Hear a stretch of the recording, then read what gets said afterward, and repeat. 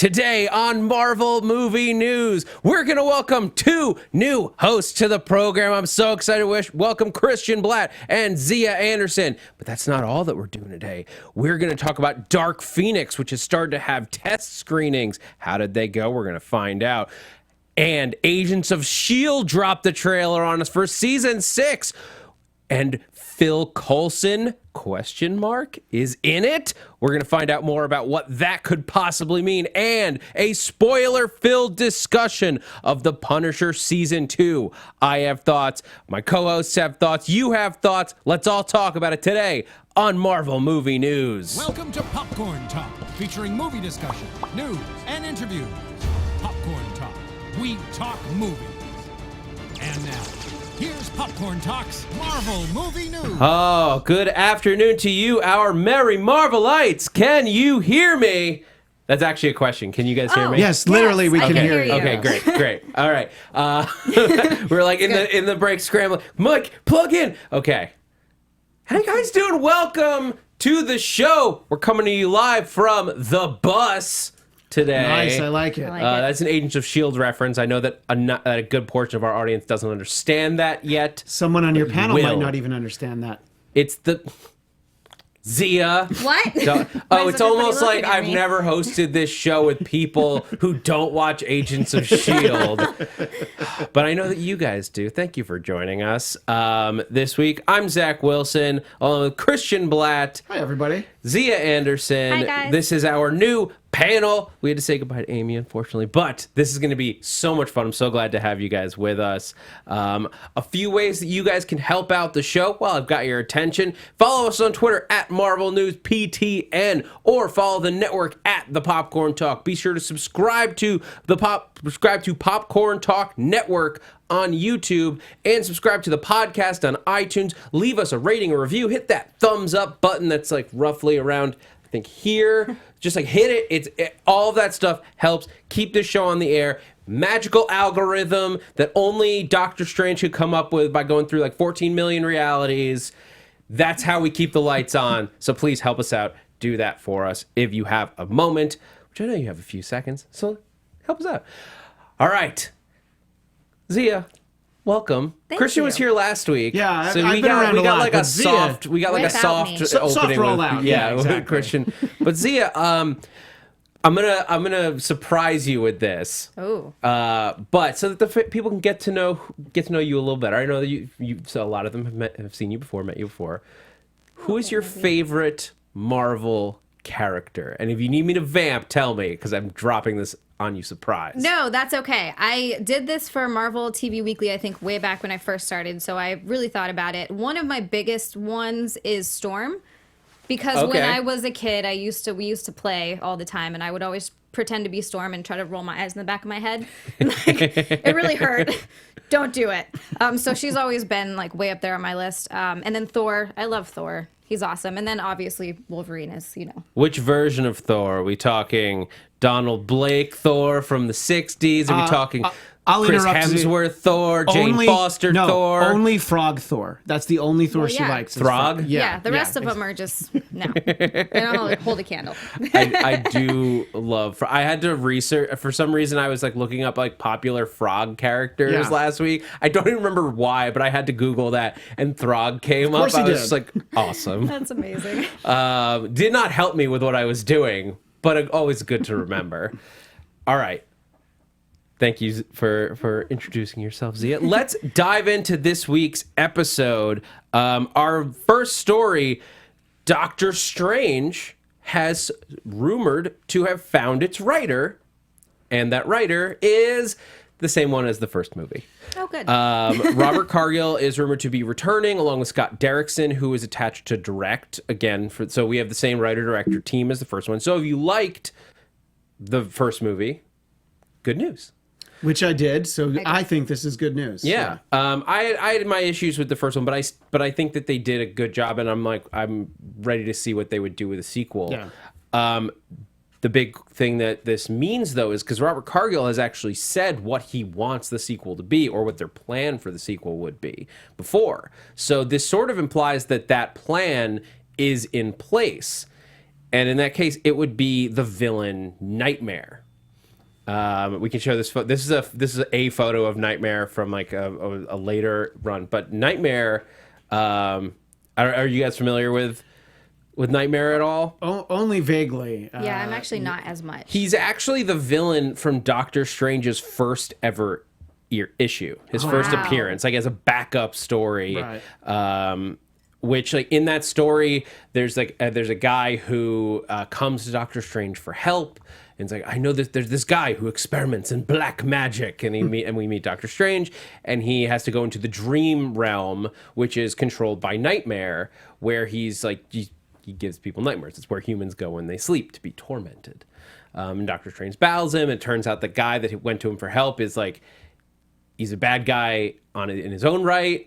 Because he's been like stealing from people, like doing like what's the word? Financial crimes, embezzling. Embezzlement, gotcha. And then, now Doctor Strange, because he went into his dream, now he knows his secret. And he tries to kill Doctor Strange, but Doctor Strange comes free soon enough to stop him. It's a cool little like quick story. It's like maybe 5 pages long or something, but it's our introduction to Doctor Strange, and so it would be appropriate. They wanted Nightmare in the first movie.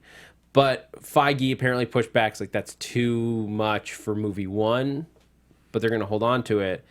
And so this idea of a character who lives in our dreams and can come through and haunt people and destroy them. This is like, he's been around. He's fought everybody over the years. That could be a really cool way to do it. What do you guys think?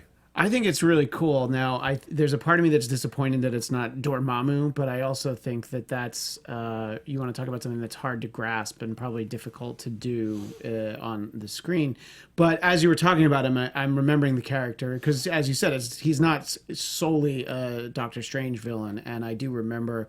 And look, I think that as a story device, that works really well. I mean, it's the same idea as Nightmare on Elm Street, and I think those made a little bit of money. So I think for a second movie, and to differentiate it, I think significantly from the first, you don't want to have it feel too much like the first.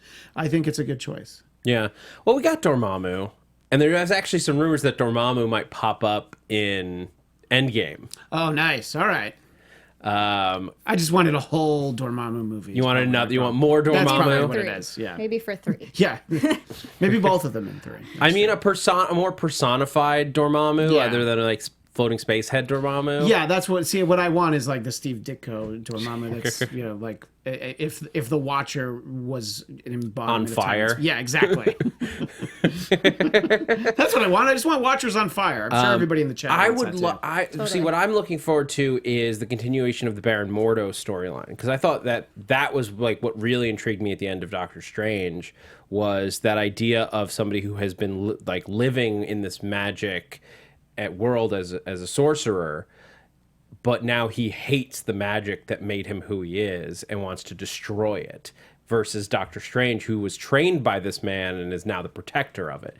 And I think that's a really cool dynamic. Yeah. So as long as they can like work that into it in a big way and not just as a backwards like C plot, that's what I want to see. I want to see Baron Mordo as the focus of Doctor Strange 2. With Nightmare as sort of an extra driving force, or maybe someone manipulated by Baron Mordo even. Like, this is like his way to destroy Doctor Strange, is to get him through the dream dimension.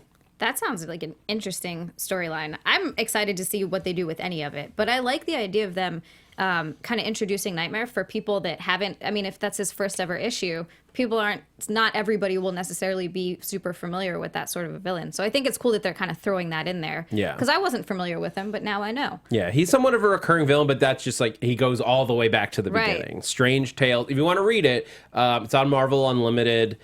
Strange Tales 110. It's a Human Torch story at the front, but then get towards the back of the backup story of Doctor Strange. Just want to chime in from the chat. Langley M. Neely says, we had no hoary hosts of Hoggoth, no actual spells and incantations. Doctor Strange 2 better go full magic and sorcery. Stop with this is in air quotes, mystic kung fu. I agree. I want to see some magic. I kind of like the mystic kung fu, but I do want more magic. I want both. I do like the mystic. I agree with you. I like the mystic kung fu, but I think that the version of Doctor Strange that we got from Benedict Cumberbatch in Thor Ragnarok and then again in Endgame was so much more of what Doctor Strange is than he was in his own movie. And I'm hoping that it's just we had to get past the origin story. Yeah. Origin movies are always really tricky because you're trying to get so much in there, like in such a short amount of time, and have a story and have character development and. But now we can just do a story. He's established. Theoretically, if he undusts himself, he will have saved the universe again.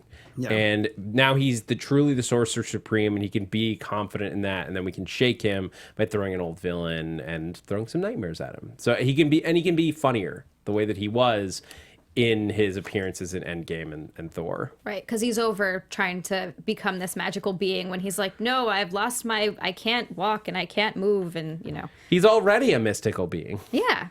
So he's good. He's good to go. So I'll be interested. Yeah, I'm excited to see what Robert Cargill will do with another movie. Yeah. Any other thoughts, guys? Anything else from the chat?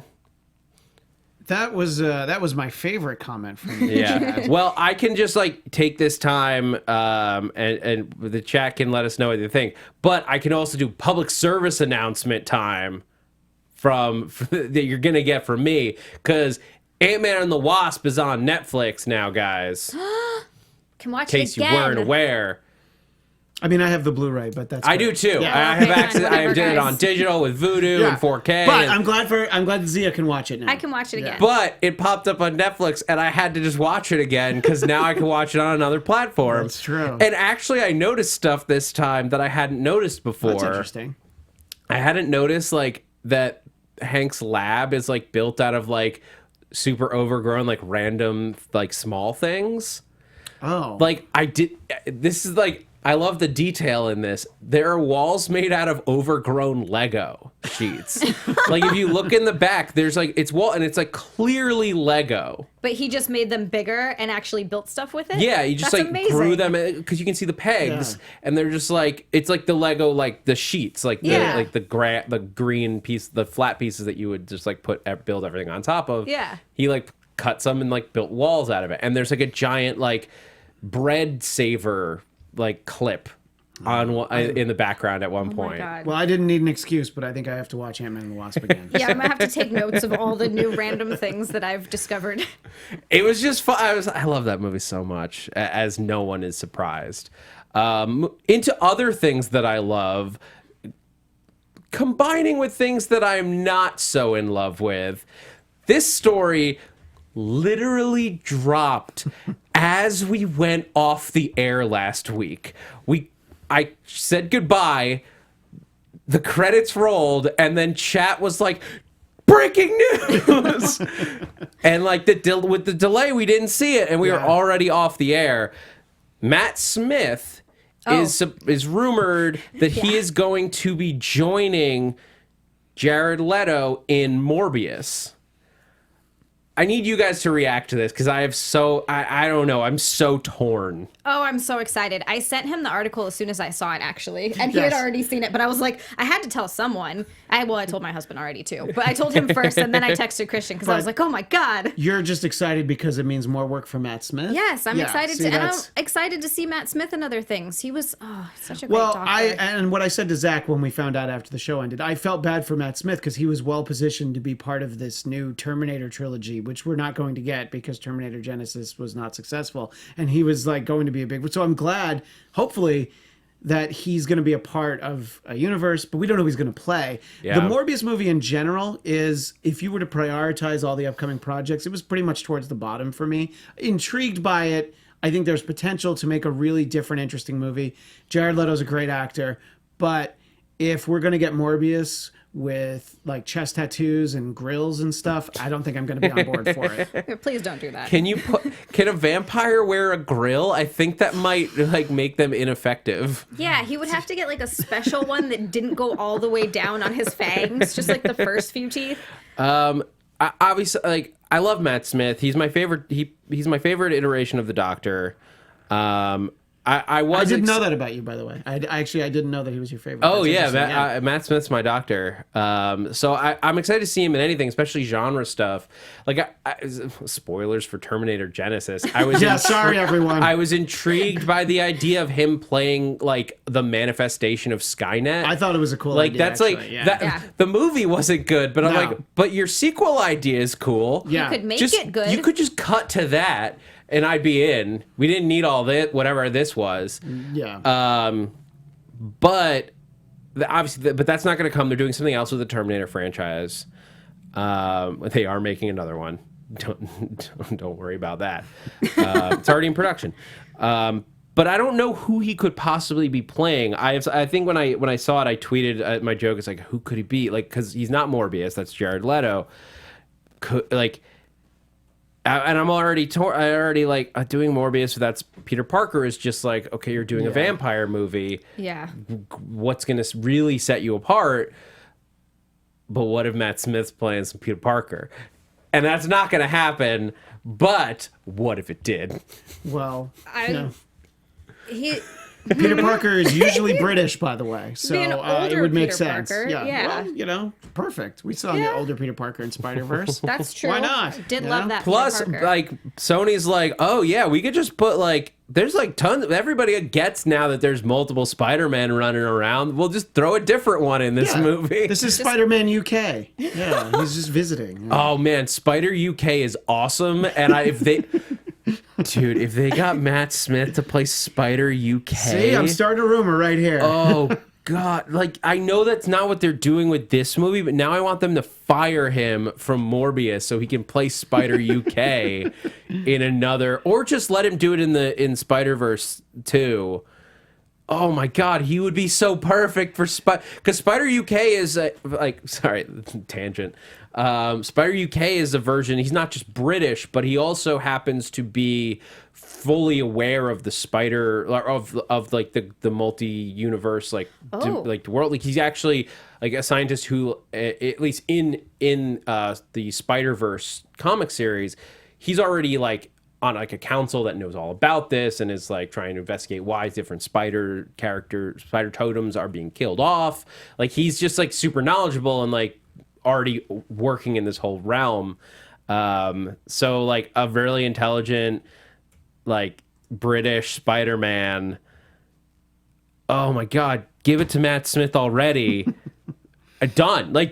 Do it. He could do the Morbius movie first and then do that Yeah, one. he could do both. He could It's do live both. action and 'Cause, animated. yeah. So it's fine.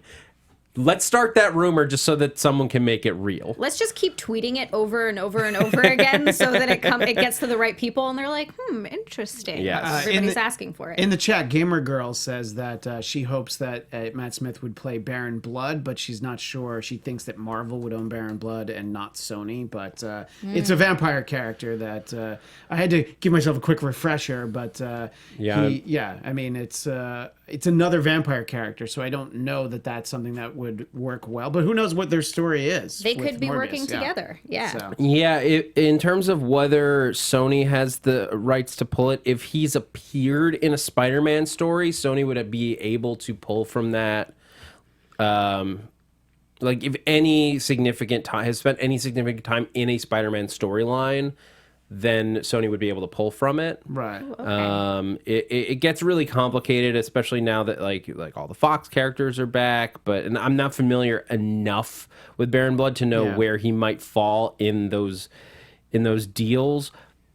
But if they really wanted to, I'm sure they could pull it off. But who knows? It's hard to say what this Morbius movie is going to look like. I mean, you have to look to Venom to see like they didn't really, other than Carnage, they didn't really pull like specifics too much from they were just really like real Easter stories. eggs, like Jonah Jameson's son, and Exactly. referencing things. So I think that I mean, I think that they won't probably pull from a lot of Spider-Man mythos, because I think that because Venom worked the way it was, and whether you liked it or not, it made a ton of money, and that's all they care about. So but they'll follow that. We'll see blueprint, how I think. Morbius does. All right, moving forward. More casting news. This one just some fun and probably nothing really big. But Ken Jeong is apparently going to appear in Avengers Endgame. Yay. So Probably not as any known character. Probably it's going to be much similar to. It would be similar to the way that like Danny Pudi appeared in Captain America: Winter Soldier, because Ken Jeong had worked with the Russos when they were on Community, and there've been Community characters popping up in the Russos movies. You had the Dean in Civil War, Danny Pudi in Winter Soldier, and now Ken Jeong. I'm sure is going to pop up with some perfect comic relief for one or two scenes in Endgame. I just love seeing him in anything, really. Yeah. Anytime he's in a movie, I'm just like, ooh. It's going to be a great, funny moment. Yeah. You know it is. Yeah, I mean, I think that's what he's going to be there for. It's not so that, they can start a Sunfire franchise, Look, I had to struggle for an Asian character. Look, we're not going to jump forward and then he's adult Amadeus Cho. However, I would watch that show. I just figured you guys would enjoy hearing that that he's going to be there. It'll be fun. Well, now I'm excited for the movie. I wasn't excited. No, obviously it's another little thing to go like, oh, that's fun. Yeah. Yeah.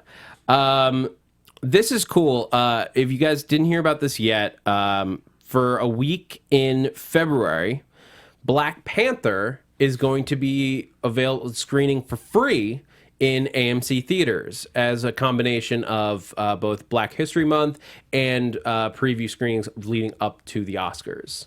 For our birthdays. That's right. Yeah. Hey. Yep. That's true. Zia's birthday is tomorrow, and mine's a week from tomorrow. So that's what we're doing. We're gonna go see. But yeah, it's two showings a day, I think. So you just have to look up your local AMC and find out, and probably make sure you reserve it ahead of time. Don't just show up and think you can go see a movie for free. Yeah, but I think this is an awesome way. It's especially I think the intention is to get people who weren't able to see the movie in theaters for financial reasons to get kids out to see a very culturally significant movie that is now nominated for 7 Academy Awards. Yeah.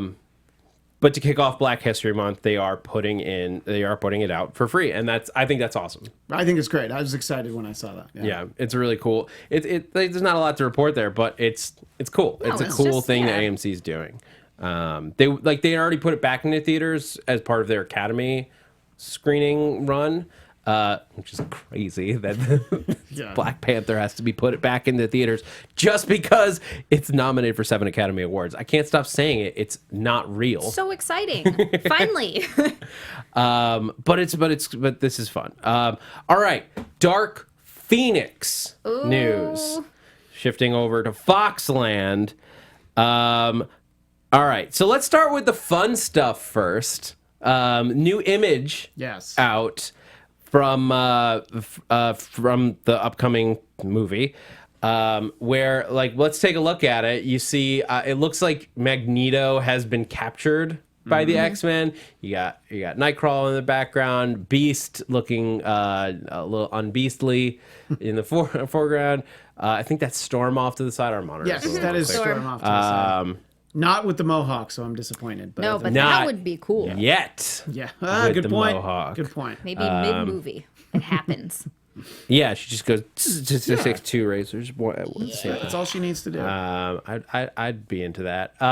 So it looks like this is maybe post a battle, or it's post the battles of Apocalypse. Who knows where in the movie this takes place. I love Fassbender as Magneto. That's one of the things I feel like we missed out on was that Magneto movie starring Fassbender. Yeah. That was rumored for a while. They teased us with that sequence in which movie was it where he had a family for a little while? Oh, I think that was actually in Apocalypse. Was it? Yeah, because I don't think it was in Days of Future Past. Yeah. Because I don't think that fits into the. Maybe my brain just doesn't want to accept that those things were together. There's actually a couple of takeaways from. But that was what I wanted. I wanted that story of Magneto with his trying to have a family and running away from everything, but being forced to use his powers when he didn't want to. That's what I wanted for 2 hours. I want that movie, and I think Michael Fassbender is such a phenomenal actor that I think he could really bring that to life. I want to see that. That's the cool thing. I don't want to lose what we could have gotten with Fassbender. However, that brings us into the next part of the story for Dark Phoenix this week. There have been apparently some test screenings of Dark Phoenix, and they are not going well. I'm so sad. This was just the latest one, and there were previous test screenings that I think led to a series of reshoots. And look, everybody's always quick to report on anything that's bad. A lot of movies get reshoots. Reshoots are a completely normal part of making any Hollywood movie. Endgame had reshoots. Like, I know that they did. Like, but that's because it's normal. Like, Infinity War had reshoots. Ant-Man and the Wasp had reshoots. All of these movies, any movie you can think of, had reshoots because you shoot principal photography, you get it done, you get into the editing room, you're like, oh, this scene's not working.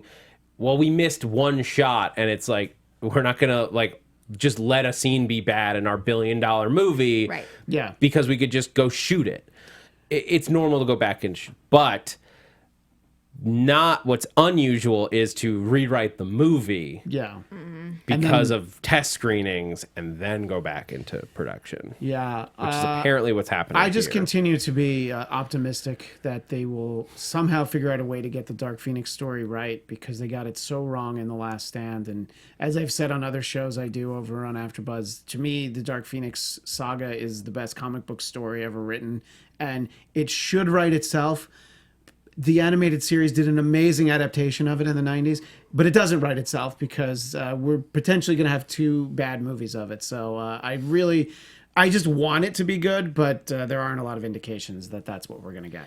According to Skylar Schuler of the Disinsider and that hashtag show, this is where a lot of this info is coming from, by the way. This is obviously no official press releases. Fox is proud to announce that June 7th Dark Phoenix saga is not doing well. This is the quote from a tweet. Based on what I have heard, this movie could be fan-fortastic level bad. The most recent Fantastic Four movie. Yeah, I always pronounce it fan-fortastic. Yeah, when I saw that too, and I was like, I think anyone who says that didn't see that movie, because I don't know that it's possible to tell a story and have it turn out like that Fantastic Four movie. But I mean, the problem with the recent Fantastic Four movie was that it was art by committee, where you had 2 different takes on what that movie was supposed to be. Like, you had the studio's version and you had Josh Trank's version, and either one of them might have been okay, but instead you got half of each. And it was not cohesive. It was so uncohesive that it didn't work as a movie. And that was sort of the problem with that was, but if it had been one of those choices, it could have been good in that direction. Maybe not something I would have agreed with necessarily, but it could have been at least a movie that like was a complete thing. It ended up with like 2 pieces of a thing that didn't know what it wanted to be. That is the only movie, the only one that I did not see. Literally because of how bad I heard it was. And usually I'm the same. I go into every movie being optimistic. I'm obviously going to go see Dark Phoenix. I went and saw Venom. I see them all. And most of the time I end up enjoying them a lot more than people say that they do. Like, I always end up having a better time than I guess most people when they watch it. But for just that movie, for some reason, there's usually a takeaway from a movie where you're like, well, this part was good or that part was all right. I didn't have any of that feeling from Fantastic. And I love those characters so much. Yeah. I want a good Fantastic Four movie. And Jean Grey I love Jean Grey as a character. I think it's great. I think like her in the Dark Phoenix like saga is all obvious. Obviously, it's an iconic comic book storytelling. But I don't know what it is. Maybe it's that the story is so, not that it's simple, but it seems so clear how it should unfold in a movie that maybe the filmmakers just like think they need to up it. And so it gets, and we haven't seen this movie, so we don't know. And I want to have faith that like, okay, they're testing it, they're seeing the problems, and maybe they're going to be able to make those adjustments on the fly. Yeah, that's the sort of thing that I'm hoping, it seems like it's actually going to come out in June. We've had a couple of, it was supposed to be coming out like in 2 weeks, so that was the most recent one. And then, and the current date June 7th. is scheduled for June 7th. Yeah. We'll see if it So stays there. at this point, they're a couple months away from having to deliver Yeah. whatever product we're gonna get. And Sophie Turner apparently still likes the movie. She got like a tattoo, got a tattoo, based on yeah. it. Like, Wow. so It's like on her finger. Let's it be can't honest. Okay, but be. still. It can't Still. be that. I want to think that it could be good. Look, this is a studio that put out X-Men Origins Wolverine. This is a studio that put out X-Men 3 The Last Stand. This is a studio that put out Apocalypse. Those movies aren't great. But it's so- also the studio that put out Logan. Yes. It's also the studio that put out X-Men and X-Men 2. Yeah. Like they it's not all bad. It's just like, but it's these big team up movies are not as easy as they seem. Yeah. Like Avengers had to earn doing 5 characters together. X-Men has that as their minimum. And they usually have more than like Yeah, you 10 should, or 15. I was just saying you should have around 10. Balancing for those X-Men story, yeah. that amount of characters is immensely tricky, and you have to do it from the get-go. Like, just take a look at Justice League if you want an example of how it's, even if you know who these people are, it can be tough Yeah, to because you pull hadn't, off you hadn't effectively. necessarily met them. Like yeah. that's why I consider Avengers, the original Avengers, to be like a massive achievement in filmmaking, because you were able to properly like service all of those characters, and they all, even the smallest characters, even Maria Hill has an arc in Yeah. that movie, and that's very difficult to pull off. For like to have all these major characters all seem to have a change and a clear path throughout the movie, and it's tough to do that when you have as many characters as running around in X-Men. Yeah. Yeah. You can't do like side branch graphic novels to like help fill in the holes. You have 2 hours to get it done or not. So I'm hoping that at the very least out of this we'll get Disney spinning some X-Men stuff in the future. Yeah. That's down the line. But speaking of which, Disney talking with mutants, I think there's some crazy conspiracies out there, and we've got only one place to turn for a man with a better mic this week. Oh, good. Let's go to Doom's Conspiracy Minute. Welcome back to another Doom's Conspiracy Minute. Today's conspiracy comes to us from Screen Rant. They believe that it is possible that at the end of Endgame we may see none other than Wolverine. Why do they believe this? Well, in addition to comments from Jackman and Feige that they enter into evidence, they believe, they have found even, that if you search Google for Hugh Jackman famous movie, you find Avengers Endgame listed amongst the results. Flimsy pretext at best, Screen Rant. There's a lot of legal reasons why this doesn't seem very likely. But you know who Doom does believe that you will see at the end of Endgame? The most vile, the most upsetting, the most infuriating group of mortals ever to walk the face of the earth. A duck of course of the Fantastic Four.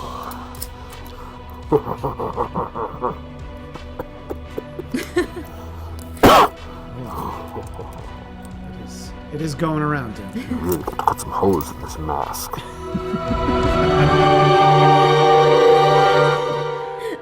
All right, well, that's the thing. I stand by Doom's prediction. I would love to see the Fantastic Four at the end, or some indication. I spoke to him about the part of his thing that had to be cut for time because he's limited to a minute. Yeah. But the theory basically, and this is somewhat like I've had similar thoughts. But the idea is there were all those rumors going around before the Disney Fox merger was ever, or like the buyout was ever on the table, that Fox and Disney are sitting down to talk about Fantastic Four. They want to strike up a deal like Spider-Man did for Sony. We think we're gonna get it. But then you had this bigger conversation pop out a few months later that Disney's just gonna buy Fox straight up. if the deal was already in place to have Fantastic Four revealed at the end of these Avengers movies, that wouldn't violate antitrust laws. So that's the thing. So Wolverine, Disney can't even touch the X-Men characters. They can't even develop, they can't even discuss those ideas behind closed doors legally until the deal goes through. Because it's not done yet. It's still in process. And until it's done, technically it violates antitrust laws for them to be doing development on property from what is another company. Got it. It's the same way that like if two tech companies, if like Google was going to try to buy Facebook and they were like, oh, well, here's how we can integrate Facebook's code. And they were already developing Facebook's code before they ever bought it. That would be considered illegal because that implies that the deal already went through when it didn't. Got it. And there's still antitrust things up in the air about the Fox and Disney combination. So with Fantastic Four, though, since they already were planning on that. If they were already planning it. It's all theory. It's all rumor. I want to see where at the end of I think at the end of Endgame, you don't even need to do casting for this. You just have 4 hands like reach into frame, rock, fire, stretchiness. One's invisible, which I don't know how that exposes on film, but you're just gonna do an outline of a hand. but like you do one of those things to like hint at it, like you broke the universe with whatever the end of Endgame is, like you've ripped a hole in space time, and the Fantastic Four pour in through it. I mean, I think that's a great way to do it logically, and yeah, you don't have to cast it at this point. You can give us some kind of tease. I would love anything along those lines because as I just said a few moments ago, we haven't. It's a crime that the best Fantastic Four movie we've gotten is the Roger Corman one from 1994. So I think it's time for a real Fantastic Four movie. Hey, Michael Chiklis, he's great as the Thing. Perfect as the Thing. Yeah. Anyway, by the way, Ivan Soto is so adamant about this in the chat. He's said it twice now. No Fantastic Four, no Wolverine in Endgame. No Wolverine, but also no. It's just what we want. I want Fantastic Four. Yeah. Give me Fantastic Four revealed at the end of Endgame. I want to see a good iteration of them, please. Right. I want to see Marvel's first family in the MCU. Anyway, exactly. All right, we got a lot of other stuff to talk about. But we got to do that in TV time. Marvel movie news. You got to air guitar. TV. Oh yeah, sorry. I'm gonna do. I do it every week, and I'm getting better at it. Yeah, that was guitar. terrible. I'm gonna have to practice. Mine was a ukulele. A lot. So, yeah. I mean, mine is too. You just can't tell. Anyway, there's only really 2 things we got to talk about this week on TV time. Number 1, Agents of S.H.I.E.L.D. news, you guys. Agents of S.H.I.E.L.D. news. Oh, man, we got a new trailer for Season 6. This looks bonkers. Let's take a look at the trailer, and then we're going to talk about it. They're a team you trust. If you think about everything you're up against all at once, you'll crack. I was there until the very end. I'm glad you got a little time together. We got more than we thought we would. This isn't a job I take lightly. I have to be responsible for everyone. Since he's frozen out in deep space somewhere, I have not a single doubt you will find him. Sorry, boys. Oh, yeah. Sorry, we can't just watch I'm it. mesmerized by this. I know it's I've seen it already, and I'm just like, you just get so caught up in it. We do need to talk over. But we do. So like we get Quake, Coulson like leaving behind a message. We don't know where they're from. They're extremely powerful. Some kind of superpowered bad guys.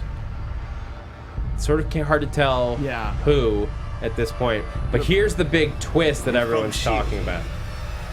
Never heard of it. Spins around. Clark Gregg. Marvel What? Agents of S.H.I.E.L.D. returns this summer on ABC. Okay, so obviously it's a roller coaster ride because they start out reminding us that spoilers. I probably should have warned you guys, but it's a trailer for the new season. It's a trailer for the new season. Yeah. Absolutely. Phil Coulson is dead. That's what it tells us. But then by the end of the trailer, we see Coulson in some form. Coulson cannot be killed if this is Coulson at all. What are your guys' theories? Well, I know it's a popular theory on Twitter and everywhere is that this could be a Skrull Coulson because we're going to have that introduced in Captain Marvel. Also, the Coulson that we knew for 5 seasons, maybe that wasn't Coulson. And this is the guy who died in Avengers. And I don't know how he's here now. Well, but this one says S.H.I.E.L.D. never heard of it. So that one seems unlikely because like you would also have had to like wipe his memory. And so one other theory, what if it's the school teacher Coulson from the framework? Ooh. He didn't know what S.H.I.E.L.D. was. It is true that we don't know what S.H.I.E.L.D. in a lot of ways was built to play off of the movies as they happen. That was especially true at the beginning. You had the one episode of season 1 where they dealt with the fallout of Thor Dark World. Yeah. Obviously you had S.H.I.E.L.D. built around the fallout from Winter Soldier in a big way. And they were peppering in things like throughout the show. Like we had magic when we had Doctor Strange, and we used some of those effects even. The question is, what way are they going to be able to do it now? They couldn't really play. They only were able to play in minor ways with Infinity War because I think they didn't even know where they were going. They didn't know where Endgame was going to go because Disney's so top secret. I don't even know if the people running S.H.I.E.L.D. were allowed to see it. I want to think that they were. Yeah. But I think they must know something going into this season because you have to be able to like play off of what happens when half the world got dusted and then you're back from that. It depending on what kind of reality breaks we get from Endgame, it could be that reality is broken and a new alternate universe version of Agent Coulson popped through. That's very possible. I like Skrulls because I think playing with Captain Marvel, which they would have had more access to, as opposed to access to the entire script of Endgame, is more likely. So they're like, oh, well, Skrulls are in play now. Let's play off of that. They do a little bit of Secret Invasion stuff, which we've done a little bit of with the LMDs. But yeah, that's true. But what if we see the superpowered people? What if we're getting some Super Skrull action? Well, that's when Skrulls. I always feel like Super Skrull is a Fantastic Four exclusive product that I can't use. Well, here's the big thing though to remember. This is television. Oh, that's true. So television technically doesn't even fall into the same rights issues that the movies ever did. If Marvel, I'm fairly certain of this, that if Marvel wanted to develop a Fantastic Four live-action TV show, they would totally be able to. Interesting. Don't hold me that I'm not 100% on that, but they are able to use those characters in animated shows on television up till now. Like there's been no problems with that. They've been doing Spider-Man shows that have nothing to do with Sony. They've been doing like Deadpool show, all that stuff.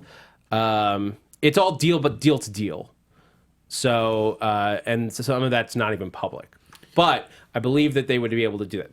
Anyway, so Skrulls with powers obviously established in comic book lore. Yeah, that's very true. We could be seeing that here. That could be those set of people. I mean, I've heard from like through the grapevine that this season is absolutely insane. Looks that way. Yeah. And this is season 6. This is season 6. And this is why they surprisingly already said that there'll be a season 7 because I heard the same thing you had. It must be good. Yeah. So Xia, you haven't seen Agents of S.H.I.E.L.D. Did that make you want to watch? Every time you guys talk about it, it makes me want to watch it. I just haven't had the time to binge it, but I need to. Good. It's Amy talking about it and you talking about it. I know I need to. I need to. Well, it's on my list. Let's Except talk about the season the framework. Let's talk about something you can talk about. Yes. As much as I can talk about Agents of S.H.I.E.L.D. If you want more discussion of Agents of S.H.I.E.L.D., tune into Marvel TV Weekly, our sister show, with some people that we might know. Actually, with Xia and myself. Christian. Which we do Sundays detail, at 9 Pacific on AfterBuzz TV, our sister network. More detail on all of Marvel television news. And also on AfterBuzz TV, Xia and I do the after show for what we're about to talk about. Yeah, The Punisher, season 2. We don't have a ton of time, but I need to be able to like talk about it with you guys because I need to talk about you guys and talk about you guys. Season 2. Spoilers. Yeah. Spoiler alert. All spoilers are on the table right now. What do you guys... So, Do you guys like season 2? Did you enjoy season 2? And then do you enjoy it in comparison to season 1? Season 1 I love. I think that will definitely always, well, I mean, this is the last we're getting, so it probably is going to be my favorite season. Technically not canceled yet. True. But, we know. But I am actually thoroughly enjoying season 2. Maybe not quite as much as season 1, but I like it. I like the storylines we're getting. I like what they're doing with Russo/Jigsaw. I like what we're getting with the Pilgrim. And as infuriating of a character as Amy was to me in the beginning, she's definitely growing on me as the season has gone on. I kind of like that we're getting these 3 stories too. And I think I mentioned this on the Punisher After Show. I like that it's not just Russo in this season, because then that would feel too much like the first season. So I like that they changed it up a bit and gave us a different, I guess, second villain. Yeah, I mean, and I'm enjoying it too. I like that it's a slightly different tone than last year. It's a very serious subject matter. It's very dark, but they're able to find moments of levity. I'm able to laugh at it. I really like the character of Amy. Probably right around episode 9 is when I'm like, all right, I guess I like her. It took a long time. Yeah. But I like the different interactions. Hugely disappointed about the visual of Jigsaw. But once you get past that, I do like the way that they're using the character, and I find it to be a really interesting story. Season 1, much better. But this is one of the better second seasons that we've had from the Marvel show. So I'm enjoying it. All right. I wanted to toss to you guys Yes. because I wanted the positive. We get to talk about it all the time, so you go ahead. I'm so curious now. I'm going to rail on this a little bit. I thought season 1 was really strong. I thought that it took a unique perspective on the Punisher. It did something new. I thought the idea of taking a veteran and talking about veterans' issues and telling a Punisher story from that perspective was unique in a way that, like, I'd never seen something like that before. And even though it wasn't like my favorite Netflix show by any means, it also wasn't for me. And that's what was great about it. It was different. It was something new. This season, I was bored. I found myself annoyed. So let me specify where I found myself annoyed. I genuinely was upset by the Dr. Dumont storyline. I think that was a disrespect to that character. The moment they kissed, I was done with this season with that plot line. We already did Jigsaw hooking up with our attractive, intelligent female character in season 1. Yes. Why is it that we just have these women falling for him? I don't know. It genuinely, as like a storyteller, as just like it made me angry that like they felt that they had to do that. The Punisher already has a problem of coming from a dude bro perspective as a character. We didn't need more into that, like, well, everybody just wants to sleep with the bad guys. And that's what that plot line felt like to me. I didn't get that as much, mostly because when you have a good-looking, charismatic man like that, women are going to want to sleep with them. And you didn't see his bad side with Madani at all, really. He seemed like a genuinely nice guy. It seemed like they had charisma there. And that happens to, I mean, I've never dated a murderer, but Good for you, dated by the way. plenty of Good for thank you. you. Dated plenty of douchey guys. Like, it just happens. It's not, I don't think it's anything about being smart or intelligent. But she's his doctor. Like, broke. Like, that was the thing, is like, it wasn't just like, oh, I fell for the bad boy. It was, she's a therapist who slept with her patient, which totally discredits her as any kind of intelligent professional. Well, but I think that we get that with her backstory, the reason why. And you just see that she's also just a psychotic character as well. She has had her own issues. Crazy does love crazy. Yeah, crazy loves crazy. But there's just too many plot holes with her then. Like, okay, so you've got this like big case of like, this is a guy who broke international laws and was a huge security threat, and you didn't vet the therapist that you got for him enough to the point where you know that she has traumas in her past. Like, that stuff Yeah, I mean, the fact that Madani was able to read about her backstory means that anybody would have been able to find it. I agree with that. Season 1 was successful because it felt like it was truly in a real place. Like, whereas, like, you have that heightened reality amongst the other shows, like, Punisher Season 1 was like, that could have just been in the real world. But this season was a comic book in that it was a comic book in the ways that people call out comic books. It let go some of the, like, more logical parts of the world like that. Like, she wouldn't have been in that situation for all of that to happen. Even if, like, her falling for him made sense, it didn't make sense for her to be there in the beginning. But that's just like I didn't like that storyline, and I get that the other people may have different opinions. As I saw it coming, I felt the way you did. I did find it interesting that they chose to explore it. And credit to whomever in the chat of the Punisher After Show and AfterBuzz who pointed out to us very early in the process that this was definitely like a Harley Quinn Joker thing because she was his therapist. And we're like, okay, yeah, but even all the more reason why tell the story because it's already been told. Been told and it's been told fantastically from the distinguished competition. Yes. I did like John Pilgrim. Yes. I thought they handled him really well. I loved, and the showrunner talked a little bit about this, the idea that it was like they sent Frank after Frank. It was very much like the comic book story, like the Pilgrim storyline in the comics, where it's like you have somebody who has a very similar thing, who did terrible things, but is like trying to be righteous, trying to come back around. I wanted to see that. That was cool. That was fun. Yeah, there's a lot of different angles that we could go into at length. Unfortunately, I let us talk a little too much about other things today, but I just wanted more from this season, and it felt like they didn't have the nuance that season 1 did, and I wanted more of that. I didn't to be honest. If we lost Jigsaw entirely from this season and just focused on John Pilgrim and Amy, who was a really strong character, that would have been a good season to me. Jigsaw, much the way that Daredevil season 2 had two different characters. You had the Punisher storyline, you had the Hand storyline, and either one could have possibly worked, but there was no reason to do both at once because they were completely unrelated. That was this season to me. But the fact that this is probably the last season we're going to get of the Punisher, I'm glad they didn't save Jigsaw for season 3.